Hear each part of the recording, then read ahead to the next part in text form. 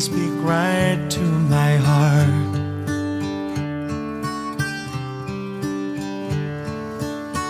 Without saying a word, you can light up the dark. Try as I may, I can never explain what I hear when you don't say a thing.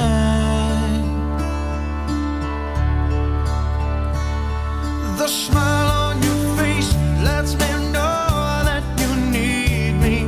There's a truth in your eyes saying you'll never leave me. The touch of your hand says you'll catch me wherever I fall.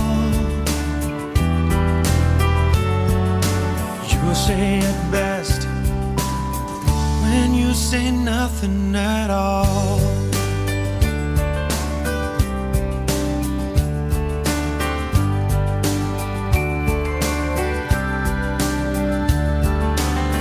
All day long I can hear people talking out loud.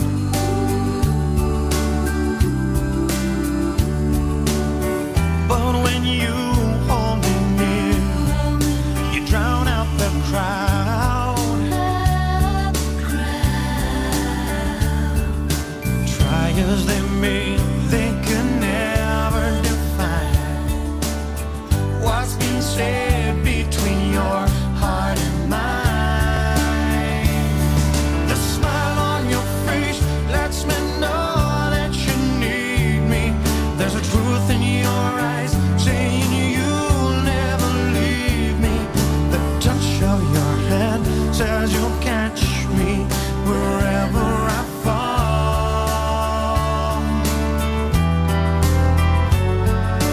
You say it best when you say nothing at all.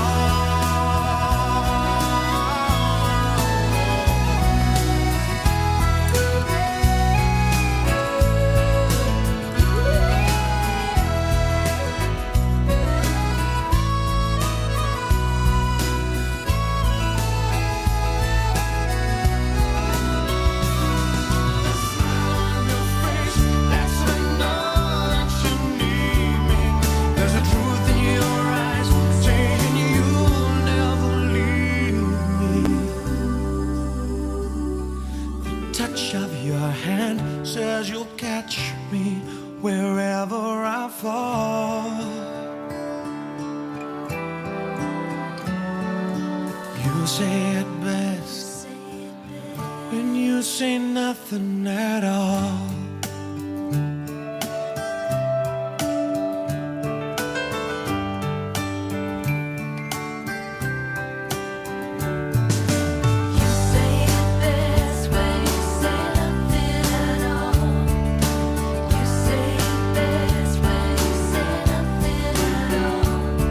That smile on your face, the truth in your eyes.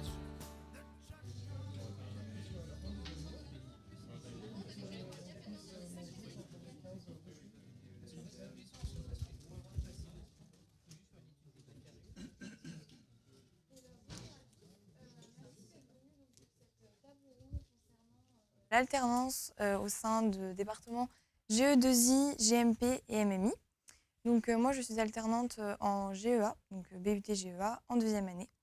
Et je m'appelle Lisa Baligan. Et donc je vais laisser les autres intervenants se présenter. Bonjour à tous, je suis Oji Zouari, donc je suis le responsable de la formation GMP en alternance, donc deuxième année et troisième année, donc au département GMP. Voilà. Alors moi je m'appelle Ghanimi Mohamed et je suis l'alternant en génie mécanique et productique. Casimir Jay, je suis ancien élève DUT GMP et je représente la société Saviplast. On accueille des alternants de DUT GMP majoritairement. Bonjour, Fabrice Meuseret, je suis responsable de la licence développement et du parcours dev du BUT MMI, et cette licence va devenir la dernière année du BUT. Je m'appelle Tess Machado et je suis lead développeuse chez Logiplace, qui est une entreprise de la Technopole. Et c'est aussi l'entreprise où j'ai fait mon alternance pendant ma licence MMI et mon stage pendant mon DUT MMI. Bonjour à tous, je m'appelle Romain Corneux. Je suis actuellement étudiant en GE2I, en alternance en 2e année. Parfait. Donc, je vais commencer tout d'abord plutôt à m'adresser aux responsables de parcours et aux étudiants. Donc, est-ce que vous pouvez nous présenter un petit peu le déroulement des cours, comment ils sont organisés, comment ça fonctionne? Donc sur le parcours BUT GMP en alternance, proposé sur la 2e et la 3e année. Donc on fait principalement des travaux dirigés et des travaux pratiques. Pourquoi? Parce qu'on tourne autour de à peu près une vingtaine d'étudiants. Donc on n'a plus besoin de faire des cours magistraux en amphi. Donc là on fait principalement de cours et de travaux dirigés en salle. Et puis on fait parallèlement aussi des travaux pratiques. Voilà. Donc, pas de CM pour le parcours GMP en alternance. Voilà. Alors pour le BUT MMI, on a à peu près la même structure. La première année, c'est formation initiale, c'est-à-dire que tous les étudiants sont en formation initiale, donc pas d'alternance. L'alternance commence en fait qu'en 2e année et 3e année, avec des parcours un peu différents suivant les 3 filières, puisque nous, ils peuvent partir dans la créa, ou ils peuvent partir dans le développement web ou dans la communication. Mais oui, pour résumer, l'alternance ne commence qu'en 2e année, si on veut avoir un schéma plus simple, 2e et 3e année, avec le même système, des promos pour des alternants qui sont de l'ordre de 20 à 25 étudiants pour ceux qui sont en 2e année dev, et puis un demi-groupe, donc ils sont 14 pour ceux qui font les coms. Donc voilà pour l'organisation. Sur le même schéma, on a donc peu de CM pour eux, c'est ça qui est intéressant, c'est qu'ils se retrouvent avec moins d'amphi, c'est quelque chose qui est plus abordable, avec un contact avec les enseignants qui permet d'avoir une formation pas plus personnalisée, mais en tout cas par petits groupes. Donc c'est vraiment un avantage pour les étudiants de passer par cette filière alternance.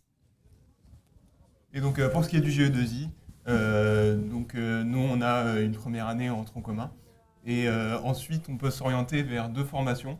Donc on a le choix entre la formation ESE, basée un petit peu plus sur l'énergie, et la formation A2I, qui se base, elle, sur l'automatisme, donc un petit peu plus les études des automates.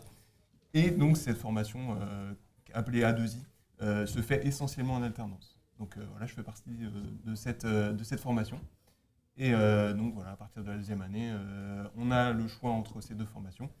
Et pour ce qui est des cours, on a une partie 50% avec CM-TD, puis 50% avec DTP, donc essentiellement de la pratique pour mettre en application tout ce qu'on voit pendant les cours. Ouais. Très bien. Est-ce que vous pouvez apporter du coup quelques précisions sur les caractéristiques vraiment particulières de vos différents parcours, ce que vous mettez en avant?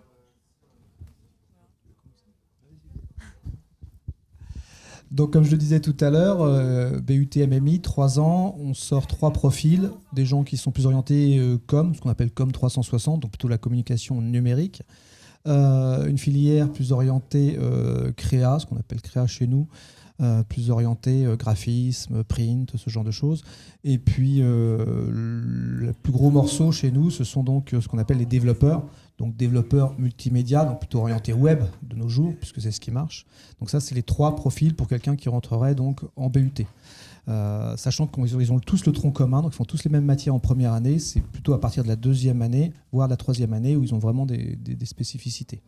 Et avec cette alternance qu'on fait comme en GMP, qui permet d'avoir une formation plus adaptée au monde professionnel, puisqu'on va avoir des étudiants qui vont se retrouver en alternance une semaine sur 2, pour résumer, même si ce n'est pas tout à fait ça la formule, en entreprise, et qui vont y trouver leur compte parce qu'ils vont à la fois travailler, revenir en université pour retrouver du contenu, et puis adapter leur contenu et leur façon de travailler au monde professionnel. On peut demander à Docates, qui sort fraîchement de la licence, qui deviendra donc le BUT à partir de l'année prochaine, comment elle a vécu son alternance.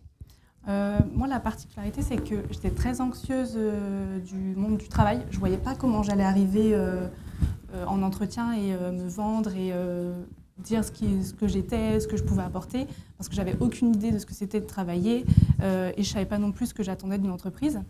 C'est pour ça que j'ai choisi l'alternance, parce que j'avais besoin d'un passage doux en fait vers le monde du travail où on est dans un univers bienveillant, où on peut se tromper, on peut se questionner, etc. Et c'est vrai que l'alternance c'est super bien pour ça. Et je rebondis aussi sur ce que vous avez dit.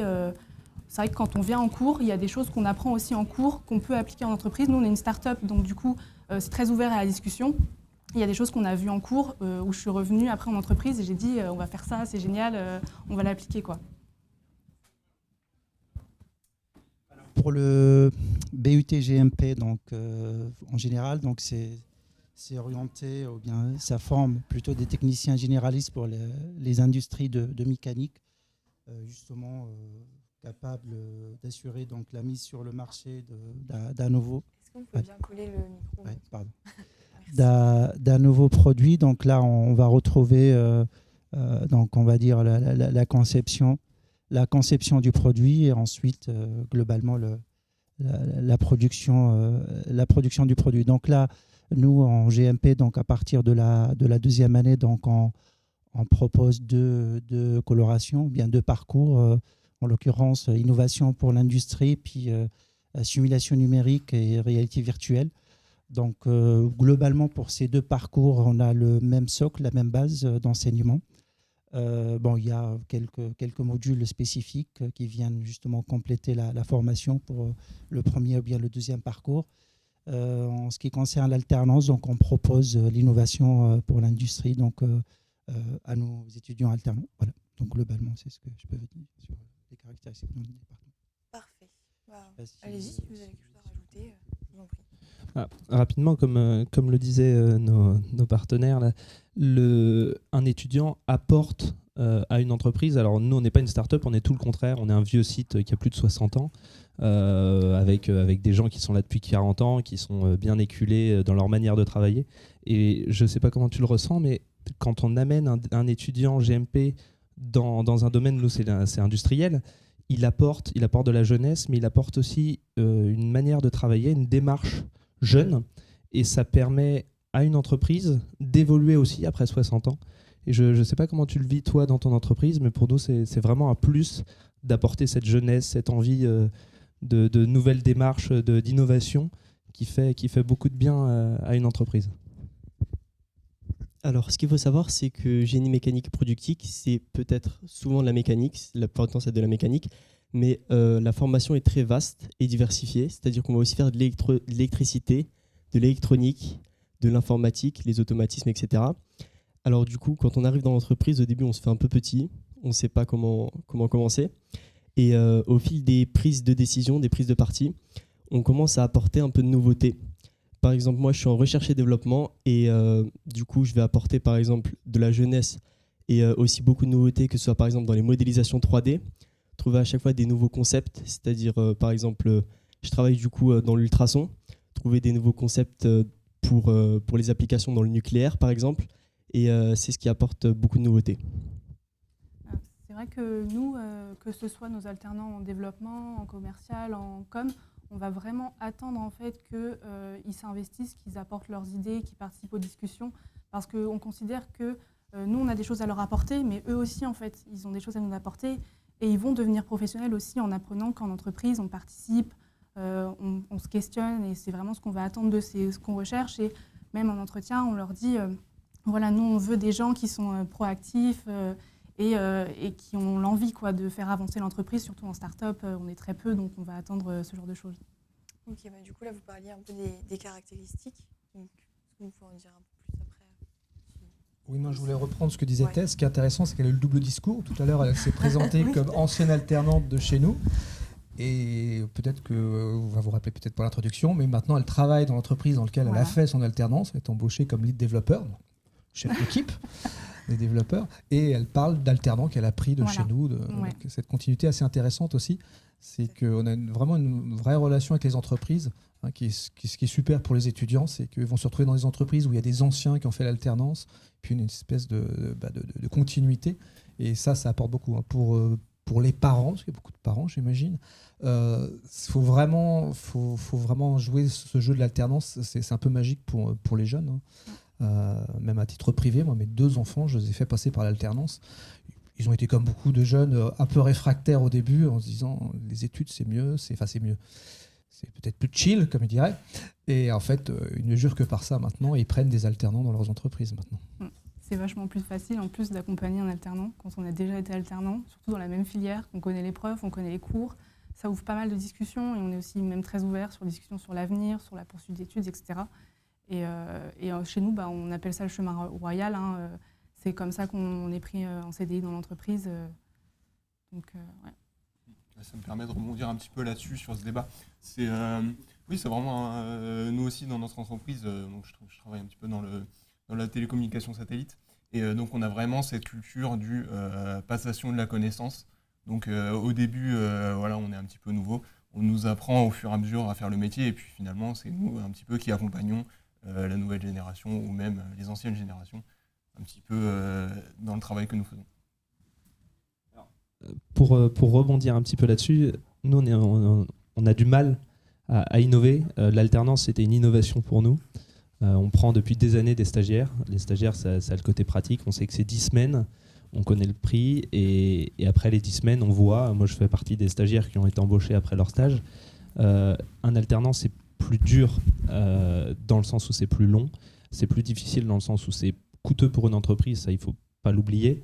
Et donc, du coup, pour l'alternant, il y a une difficulté à trouver une entreprise qui veuille bien l'accueillir.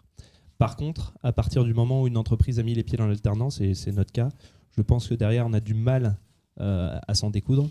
On a du mal à quitter ce cercle, parce que c'est un cercle vertueux. L'alternant nous apporte quelque chose, et étant donné que ça dure plus longtemps, tout de suite derrière, on va avoir envie de continuer, soit de continuer avec son profil et de l'embaucher, soit s'il veut continuer dans une autre filière, continuer de le suivre et de le prendre en alternance. Et dernière option, reprendre en alternance si le contrat s'arrête. Je pense que pour beaucoup d'entreprises, ce cercle est continu. Et pour un alternant, créer un nouveau poste pour lui, en fait, c'est lui qui va se le créer en recherchant une entreprise, en déposant des CV. Alors, il y a des entreprises qui recherchent des alternants, et c'est le cas de mon voisin. Ils n'ont pas besoin de chercher énormément pour trouver une alternance. Nous, on a recruté un alternant, je pense qu'il avait déposé 50 à 60 CV, qu'il a eu une dizaine d'entretiens, et que dans ces 10 entretiens, il y a 2 entreprises qui ont bien voulu de lui, et il a eu la chance d'avoir un choix. On voit que c'est un parcours du combattant, presque, le fait de trouver une alternance. Mais voilà, faut vraiment se dire que c'est un poste à créer, un poste à se créer, et quand vous allez déposer des CV, essayer de chercher une entreprise, il faut avoir en tête que c'est pas un simple stage que vous recherchez, c'est vraiment un poste. Et à ce titre, il faut avoir l'envie, et derrière, vous savez que vous allez débloquer quelque chose, et c'est un parcours qui est beaucoup plus attrayant, je pense, pour les étudiants. Je sais pas comment tu... On rebondir juste dessus, parce que ça c'est super intéressant. On va garder le contact, parce que c'est tellement vrai ce que vous avez dit là. Cette partie-là où les entreprises, effectivement, peuvent être frileuses à prendre de l'alternance. Donc je parle pour les jeunes, pour les parents qui voudraient mettre leurs enfants dedans.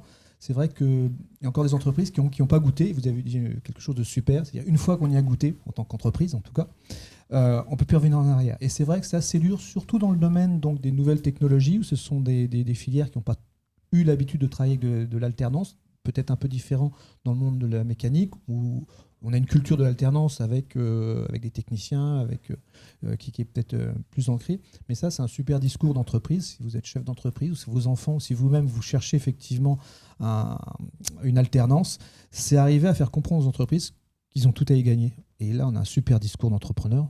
Je ne vous ai pas payé avant. Mais j'ai trouvé ça génial. J'espère qu'on enregistre bien. Qu'une entreprise qui est un petit peu réticente, parce que ça coûte quand même de l'argent et un peu de temps, effectivement, de s'investir dedans, on s'aperçoit que c'est très enrichissant pour l'entreprise, comme pour l'étudiant, bien sûr. Mais c'est un super discours. Bravo, merci. Pour rebondir sur le temps c'est de l'ordre de 1 ou 2 mois. Il y a un petit temps d'adaptation. Mais une entreprise qui prend régulièrement des stagiaires, on a conscience. On sait qu'en 15 jours, 3 semaines, on va commencer à avoir quelqu'un qui va être proactif, qui va savoir suivre une démarche, connaître les procédures et être imprégné de la démarche d'entreprise. Le vrai problème de l'alternance pour une entreprise, et là je vous parle à cœur ouvert, c'est le coût d'un alternant. Un alternant, c'est un salarié quasiment à part entière, il fait partie des effectifs. On sait qu'on doit recruter quelqu'un et donc il y a une sélection qui est beaucoup plus importante. Alors dans nos domaines, ça reste assez calme et posé dans le sens recrutement. J'ai des amis qui sont dans des domaines commerciaux, des domaines de cabinet de conseil. C'est 5 entretiens, c'est des travaux qui sont suivis et ensuite on va commencer à songer à une alternance. Nous, ça reste beaucoup plus calme. On va faire un entretien. À la limite, on va croiser le profil dans un job dating. On s'était croisé au job dating de GMP. C'est une bonne chose à faire d'ailleurs s'il y en a dans la salle qui veulent s'essayer à ces exercices. On a beaucoup plus la facilité de cerner un profil en quelques mots et le profil va plus facilement s'adapter quand on le connaît. Le principal blocage, c'est le coût pour une entreprise. Quand il y a quelqu'un dans la boîte qui a envie d'avoir un alternant, il faut vraiment qu'il torde le bras à la partie finance pour réussir à le prendre. J'en sais quelque chose. Après, pour le coût, donc, je rappelle qu'il y a une aide de l'État qui était à 8 000 €. Et puis, je pense que ça s'est passé cette année à 6 000 €. Donc, ça encourage, en quelque sorte, les entreprises à prendre nos alternants. Voilà. Du coup, vous, en tant que... Des questions Non. Est-ce que vous avez des questions parmi le public, déjà? Non. Donc, vous, en tant qu'étudiant, du coup, je m'adresse à vous deux, comment est-ce que vous avez fait pour trouver votre alternance? Est-ce que vous avez eu du mal? Comment ça s'est passé? Alors, personnellement, j'ai pas eu besoin de chercher d'alternance sur le moment. C'est juste à force d'aller en cours. Je faisais, en dehors des cours, en fait, je donne des cours en mécanique et en mathématiques. Et je me suis simplement démarqué. Ce qui a fait que par le biais d'un professeur, j'ai pu avoir une alternance dans le domaine en question, le contrôle non destructif par ultrasons. Et maintenant, je m'y plais énormément. C'est tout aussi intéressant qu'avoir fait une formation initiale. Sauf que cette fois-ci, ce qui est bien, c'est qu'on se spécialise dans le domaine qu'on veut. C'est-à-dire qu'on va avoir exactement les mêmes connaissances théoriques que les formations initiales, à la seule différence qu'on se spécialise la moitié de l'année dans le domaine qu'on veut. Et je rebondis encore sur l'innovation. En tant qu'entreprise, l'innovation est l'une des choses les plus importantes. Il est très facile pour une entreprise du coup, de retomber, ou en tout cas de réutiliser à chaque fois les mêmes procédés, que ce soit de communication ou des procédés de fabrication, et l'alternance est du coup un bon moyen pour renouveler tout ça et avoir un regard nouveau sur les différents procédés. Et bien évidemment, quand une entreprise a goûté à l'alternance, souvent elle va réintégrer des nouveaux alternants, et c'est pour ça que souvent on va avoir les mêmes entreprises qui reviennent souvent, par exemple Saviplas qui va peut-être continuer, ou on a aussi des alternants chez Safran ou Framatome dans le nucléaire. Voilà, et pour ma part, donc ça a été un petit peu différent. Donc ça a été plutôt au niveau des... J'ai envoyé plusieurs lettres avec des CV aussi à plusieurs entreprises, d'abord pour la recherche. Donc on avait par exemple des documents avec, donc pareil, ça me permet un petit peu de revenir là-dessus, les entreprises qui prenaient assez souvent soit des alternants, soit des stagiaires. Et donc voilà, c'est comme ça qu'on arrive à trouver un petit peu des entreprises qui sont un petit peu pour... Et aussi, ensuite, on avait un petit peu des recommandations de nos professeurs, donc qui nous ramenaient des offres, des demandes, un petit peu d'entreprises qui avaient besoin d'alternants dans leur travail. Et donc pour ma part aussi, j'ai aussi trouvé l'entreprise via le job dating, donc organisé par l'IUT. Donc voilà, c'est vraiment des entretiens assez rapides avec plusieurs entreprises qui sont vraiment là pour rechercher des alternants. Donc on est vraiment dans un commun, et donc là on arrive à trouver un petit peu plus facilement des personnes qui vont être là pour pouvoir nous accueillir. Nous, en tant qu'entreprise, les job dating, c'est super intéressant parce que l'étudiant, on sent qu'il est plus à l'aise qu'en entretien, on lui donne une heure, un lieu, c'est beaucoup plus impressionnant, alors que là, c'est plus une discussion. On va apprendre à le connaître et savoir ce qu'il aime, ce qui le motive, etc. Et plus tard, on le fera revenir en entretien, où ce sera un peu moins stressant aussi parce qu'il nous aura déjà vu, il nous connaît, il connaît l'entreprise aussi, donc quand on lui pose des questions, il peut en parler. Et après, nous, on recrute beaucoup par stage aussi.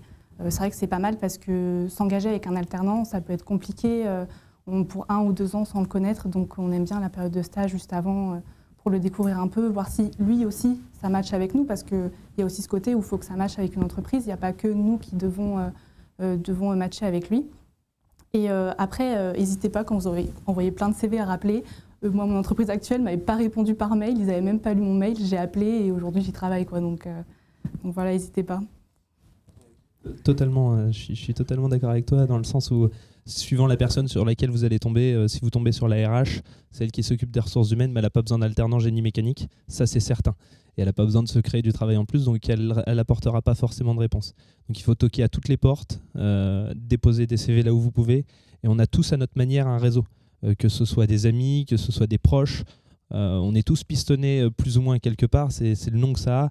C'est un nom qui fait un peu barbare, mais en réalité, les amis, les parents, les profs, on a tous un moyen d'avoir un piston. Et là, c'était un prof pour le coup. Moi, c'était le père de mes amis. N'hésitez pas à passer par votre réseau. Même si vous avez l'impression que vous n'avez pas forcément de connaissances dans l'industrie automobile parce que vous n'avez personne dans vos proches qui ont une appétence pour ça, on a tous, à notre manière, un moyen de trouver une porte et d'aller y toquer. Et celui qui va déposer 50, 60 CV, il trouvera un stage, c'est sûr. Il trouvera une alternance, c'est sûr. Donc il ne faut surtout pas abandonner. Il faut surtout aller au bout de la démarche. N'hésitez pas à refaire vos CV, l'améliorer, comprendre ce qui fonctionne, ce qui ne fonctionne pas. Et derrière, vous trouverez le but ultime, l'alternance.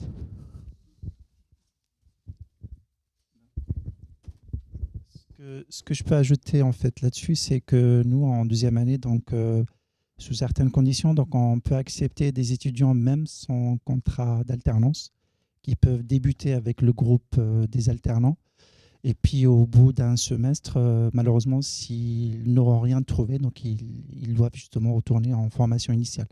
Donc on a eu l'expérience cette année, donc on a démarré avec un groupe de 24 étudiants et puis 2, malheureusement, ils sont obligés donc, pour le semestre 2 donc de revenir en formation initiale. Voilà. Donc ils sont actuellement en stage parce que la deuxième année formation initiale, donc cette période, il y a un stage de 10 semaines à peu près. Et puis l'idée, bon, ils vont négocier avec l'entreprise pour reconduire ça en alternance l'année prochaine. Voilà.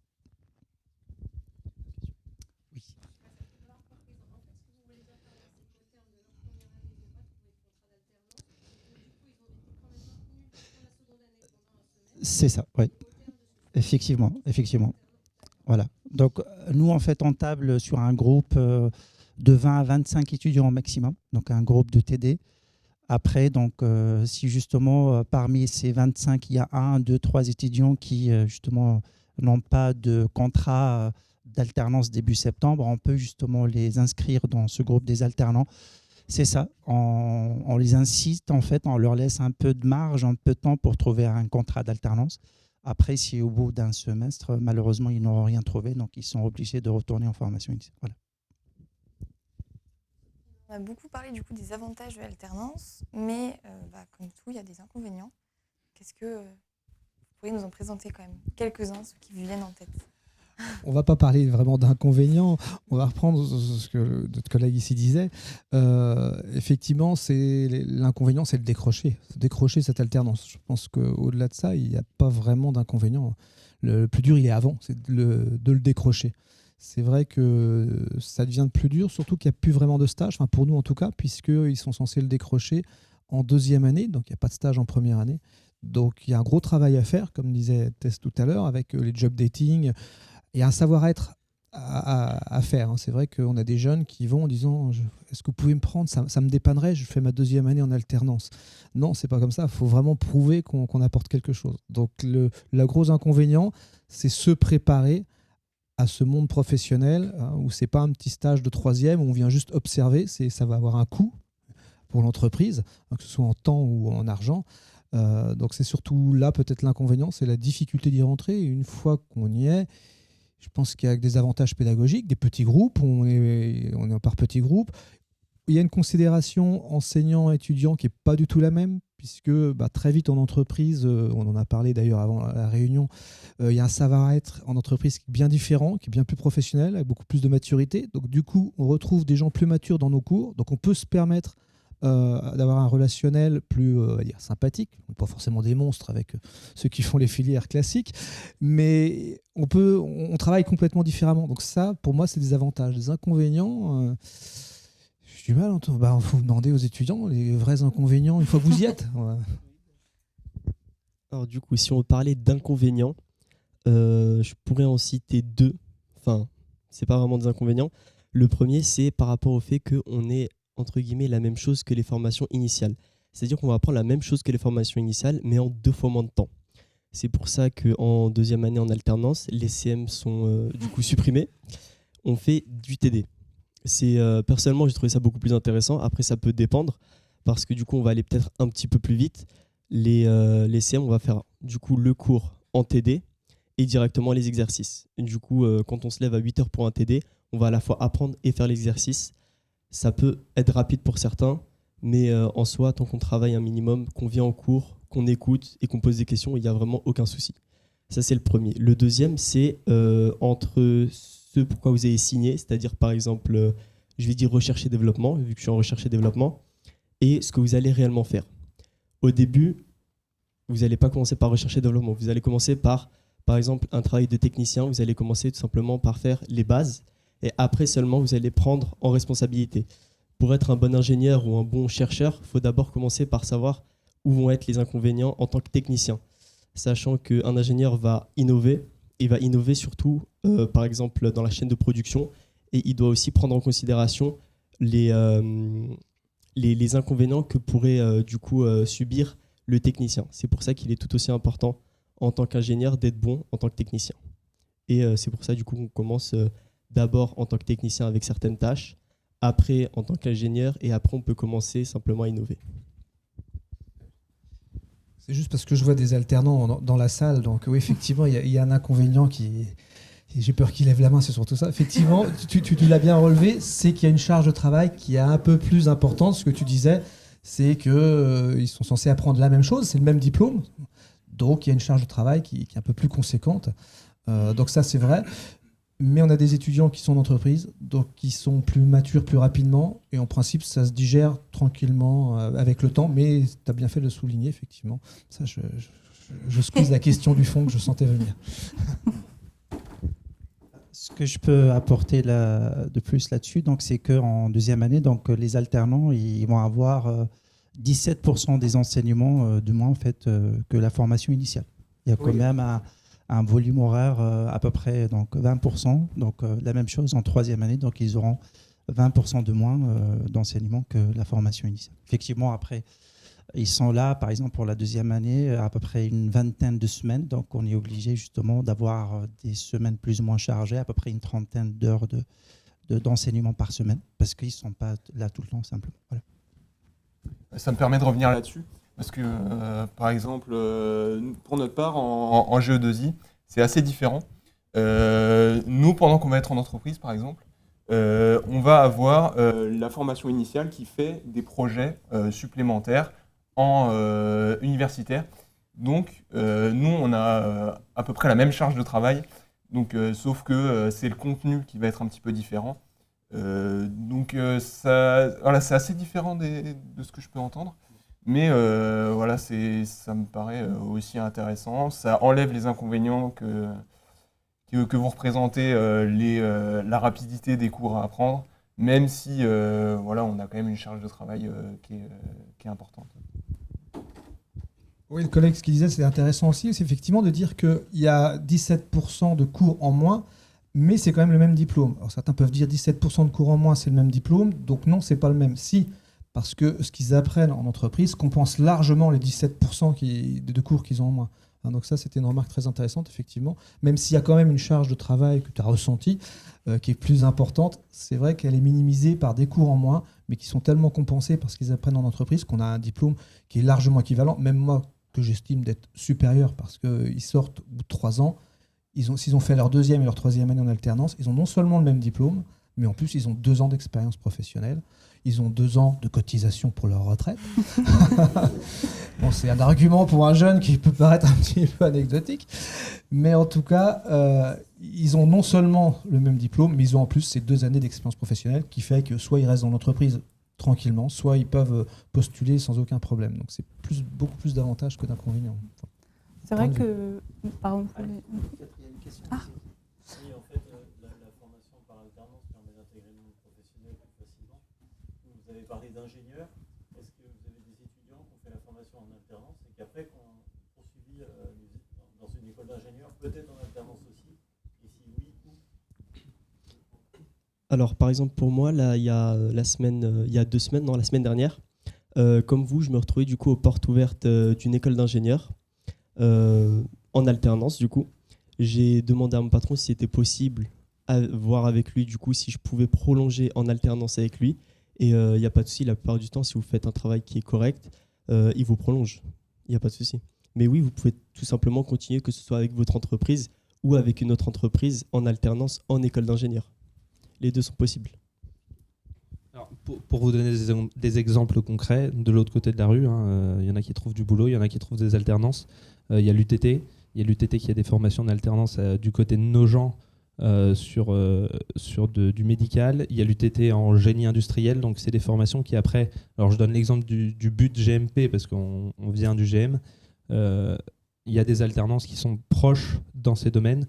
Après, il y en a qui ont fait les arts en alternance. Alors, c'est pas exactement des gars de arts, mais du coup, ils sont en alternance du côté de Châlons. Voilà, il y a des exemples d'alternance un peu partout. Une école, à partir du moment où vous avez une entreprise, vous prendra quasiment automatiquement si vous avez le diplôme qui permet d'y accéder. Les écoles regardent moins le profil pédagogique à partir du moment où une entreprise vous suit, c'est qu'elle a confiance en vous. Et donc, du coup, il y a beaucoup plus de facilité à poursuivre avec l'alternance. Et tout à l'heure, je disais, pour une entreprise, quand on a mis un pied dans l'alternance, on a du mal à le retirer. Je pense que pour un étudiant, c'est la même chose. À partir du moment où il va toucher un petit pécule, avoir un intérêt dans son travail, un beau pécule, ils sont bien payés. Pour une entreprise, ça coûte cher, je vous le rappelle. À partir du moment où vous avez un pied là-dedans, vous avez du mal à retourner en cours à 100%. Alors, en termes d'expérience, je prends une autre casquette. Mon fils a fait GMP ici, chez vous. Il a fait la licence en alternance dans une entreprise, le CMR, une entreprise du coin. Et ils l'ont gardé, donc il a fait sa licence en tant que technicien dans l'entreprise. Et là, maintenant, il est en Master 2 gestion de production. Et ils l'ont gardé et il est maintenant donc, en gestion de production pour l'entreprise. Donc oui, ça c'est vraiment quelque chose de très facile. Les écoles d'ingé ont bien compris que l'alternance, c'était un plus. Il n'y a pas de souci. Donc là, en fait, parce que nous, en fait, on a initié la formation GMP en alternance à partir de la 2e année, donc il y a 4 ans, donc en 2019-2020. Et c'est sur les 3 dernières années, donc on a à peu près un ratio entre 30 et 40% de nos étudiants qui ont réussi à intégrer des écoles d'ingénieurs en apprentissage. Voilà. Donc c'est tout à fait possible, effectivement. Voilà. D'autres questions Oui. Attendez, je vais vous passer le micro, ça sera plus facile. En termes de bassin d'entreprises prenant des alternants dans la région, selon les filières, moi ça serait plus MMI, il y en a beaucoup ou pas? Parce que s'il faut 2 logements financièrement, même si effectivement ça peut compliquer les choses, est-ce que, voilà, je dirais à 1 heure de route autour, il y a suffisamment? Alors pour MMI en particulier. Pour MMI en particulier, oui. Il faut avoir ici puis à Paris. Donc oui, MMI peut-être un peu en particulier. Alors c'est vrai qu'on a un gros volume d'étudiants, puisqu'on rentre à peu près à 110-120 étudiants en première année. Le bassin local éponge pas loin donc sur nos 23 étudiants, enfin même un peu plus, ils sont 43 avec les licences, la 3e année. À peu près, ça doit absorber 75 à 80% des alternants et les 25% restants sont effectivement à l'extérieur. Ça, c'est vrai que c'est évident. C'est vrai que le temps faisant, beaucoup de postes d'alternants vont être pris, mais les entreprises, ce qu'on espère, c'est qu'elles vont comprendre l'intérêt de l'alternance. Ce que je disais tout à l'heure, en génie mécanique, les entreprises locales ou ailleurs ont une très bonne expérience de l'alternance. Dans les mondes du multimédia, très peu. parce que l'alternance en développement informatique, multimédia et conception de site web, c'était pas du tout ancré dans les agences de com. Donc on a un petit peu du mal à en faire venir certaines, et puis comme vous disiez tout à l'heure, une fois qu'on y a goûté, ils y restent. Mais oui, nous c'est allez, 75%, on va dire. 75% sont dans le département et on atteint les 25% hors département.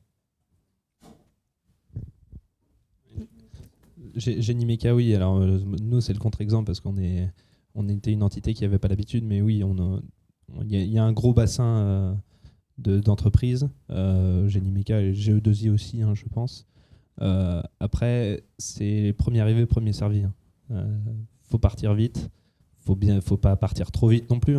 Faut pas mélanger vitesse et précipitation, mais à partir du moment où vous faites ça bien et que tout de suite vous allez déposer des CV et chercher, même en avance de phase, les étudiants en première année qui cherchent pour la deuxième, ils trouvent plus facilement, et surtout à partir du moment où vous savez où vous voulez aller, ça vous ferme quelques portes, mais si vous y allez rapidement, il n'y a pas de souci.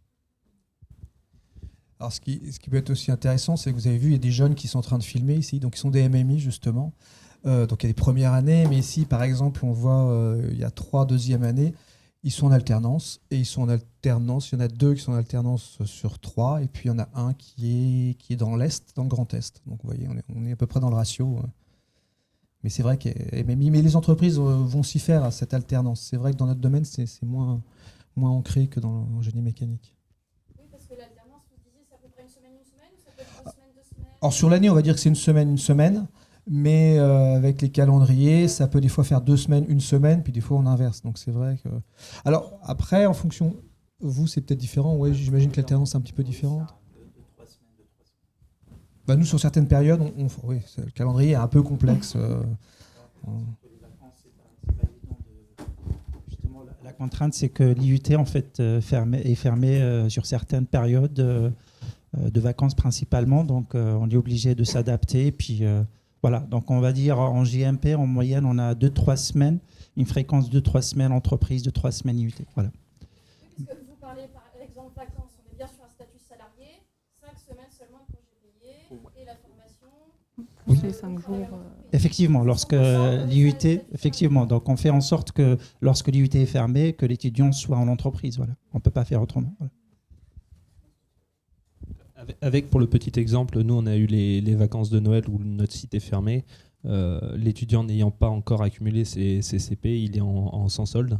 Ça arrive aussi à des étudiants, mais voilà, il y a cette petite notion. Et en GM, il y a des périodes de stage qui vont jusqu'à 4 semaines. Là, actuellement, les étudiants en alternance sont 4 semaines avec nous. Donc, on est sur des mini-stages. Ils ont vraiment des missions à temps plein, et on est sur des choses intéressantes. Pas que ce soit inintéressant quand c'est plus court, mais ça correspond beaucoup plus aux besoins de projets mécaniques. Oui, donc ça, nous, c'est un petit peu différent. En fait, ça dépend des conventions collectives des entreprises. Nous, les MMI dépendent plutôt des conventions collectives de l'entreprise de communication. Donc, c'est tous les mois, ils récupèrent 2 jours et demi de congés. Donc, ils peuvent les prendre plus tôt. Certains sont... Donc là, mais c'est vrai que les congés sont d'abord des salariés. Donc, ils bénéficient des avantages de l'entreprise, mais aussi de la structure professionnelle de l'entreprise. Donc, ils sont salariés. Mais en tant qu'alternant, on a ces 5 semaines qui sont congés payés, et on a aussi 5 jours en plus qu'on a le droit de prendre pour réviser un partiel, préparer son mémoire, qui sont donnés. Donc voilà. Oubliez ce détail. Oui. Je pense que vous l'avez souvent oublié ce détail. Oui, il n'est pas plaisant pour les entreprises, mais... Vous avez d'autres questions dans le public? Non? Du coup, pour finir, est-ce que vous pourriez donner un peu les conseils clés que vous donneriez aux futurs étudiants? Alors je vais commencer, hein. J'ai 25 ans, mais je suis un vieux con. Une chemise et un pantalon et pas de basket. C'est le conseil clé pour un entretien. Aujourd'hui, j'ai un exemple, un étudiant qui est très souvent en jogging et avec sa petite pochette. Voilà. Pour un entretien, il vaut mieux venir en costume que venir en jogging. Il y en a un qui a débarqué en costume chez nous. Il s'est dit, mais qu'est-ce que j'ai fait? Personne n'est en costume devant moi. Non, il n'y a pas de souci, on l'a quand même pris. Mais c'est l'exemple que je donne à chaque fois. Ça fait l'apparence, malheureusement, encore aujourd'hui, C'est la première chose qu'on voit et on le remarque tout de suite et on garde ça en mémoire. Donc voilà, faites attention à l'apparence et puis après, ça se fait bien. Alors pour mon conseil, c'est surtout de vous renseigner, que ce soit par rapport aux intitulés de poste par exemple. Je vais dire un exemple tout bête, mais par exemple bureau méthode. Ici à l'UIT, on travaille surtout sur les méthodes d'usinage, c'est-à-dire comment fabriquer une pièce. Ce qui déplaisait fortement à un des alternants qui maintenant est en bureau méthode. Lui travaille par contre maintenant en bureau méthode et fait de l'assemblage chez Safran. Du coup, il va assembler des moteurs d'avion et franchement, il est à fond dedans maintenant. Vraiment, ça l'intéresse de fou. Mais par contre, voilà, renseignez-vous au maximum afin de savoir ce que vous voulez surtout. Pas que vous arriviez et qu'on vous dise de faire quelque chose qui ne vous intéresse pas parce que l'année va être longue, si c'est le cas.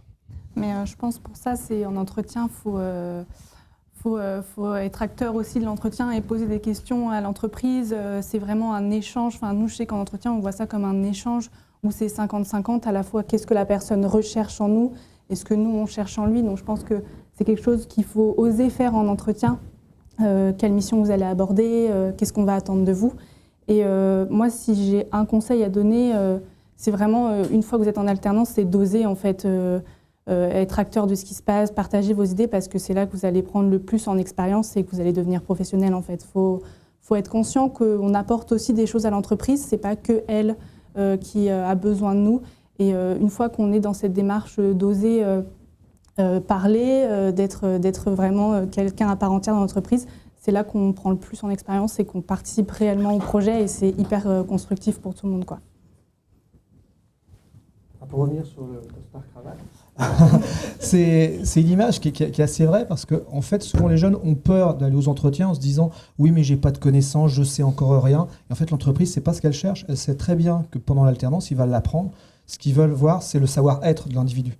Parce que cet individu-là, ils l'auront dans l'entreprise, il représentera l'image de leur entreprise, et consciemment ou inconsciemment, c'est la personne qui vient, est-ce que ce que j'ai en face, est-ce que je veux que ça représente mon entreprise ?